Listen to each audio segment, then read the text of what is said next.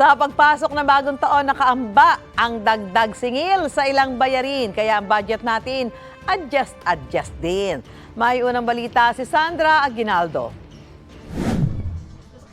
Nadagdagan ang kita ng sari-sari store at karinderya ni May Pipito noong 2023 dahil sa pagbubukas sa ekonomiya matapos ang pandemya. Medyo gumanda yung pasok ng pera. Itong pasok na 2024 siguro, maganda siguro. Pero hinay-hinay pa rin daw siya sa paggastos dahil sa mga bills na posibleng lumaki ngayong taon.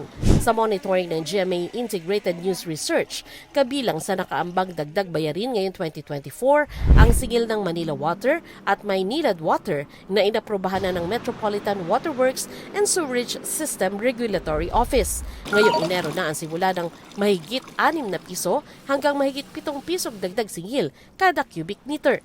May binabantayan ding price increase sa LPG. Mahigit 3 piso kada kilogram ang dagdag singil ng Petron LPG.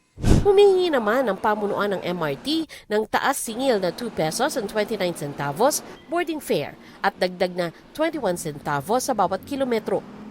Inaantabayanan din ang inaasang pagtaas ng kontribusyon ng PhilHealth at Pag-ibig.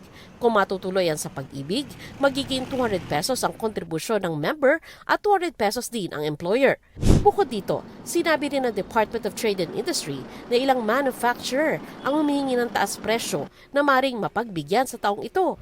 Kaya naman si May, mag-a-adjust daw muli sa kanyang budget. Mag-a-adjust kasi syempre biglang taas tapos kahit papaano, marami tayong binabayaran. Ako nakamonitor ako kahit sabing nung noon pa talaga, nakamonitor talaga ako. Ayaw ko yung yung nakabukas na wala, hindi naman kailangan.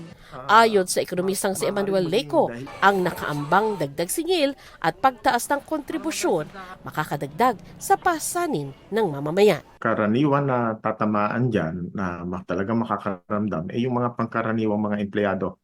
Ang inflation ng mayaman, iba sa inflation ng mahirap. Pagka mayaman ka, edi hugot ka sa kabilang bulsa. Pero kung ikaw ay pangkaraniwang mamamayan, ramdam ng sikmura ang pagtaas ng presyo ng bilihin. Ito ang unang balita. Sandra Aguinaldo para sa GMA Integrated News. Mga kapuso, para una ka sa mga balita, mag-subscribe sa GMA Integrated News sa YouTube. Sa mga kapuso abroad, subaybayan niyo po kami sa GMA Pinoy TV at sa www.gmanews.tv.